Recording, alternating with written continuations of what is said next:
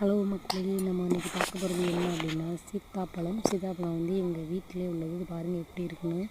எங்கள் வீட்டில் உள்ள மரத்தில், எங்கள் வீட்டு தோட்டத்தில் உள்ள காய்ச்சல் இந்த சீத்தாப்பழம் பாருங்கள். ரொம்ப இது பழுத்துச்சுன்னா ரொம்ப இனிப்பாக இருக்கும். இது நல்லா செம்ம டேஸ்ட்டாக இருக்கும். எங்கள் வீட்டில் உள்ள மரத்தில் நிறைய சீத்தாப்பழம் காய்ச்சிருக்கு. மீதெல்லாம் நிறையா கிடக்கு. நாங்கள் இது அதிகமாக வீட்டில் உள்ள பழம் தான் யூஸ் பண்ணுவோம் மேக்ஸிமம். எங்கள் வீட்டிலே உள்ள பழம்னால நாங்கள் அதை விரும்பி சாப்பிடுவோம். நிறைய பழங்கள் அந்த மரத்தில் காய்க்கும்.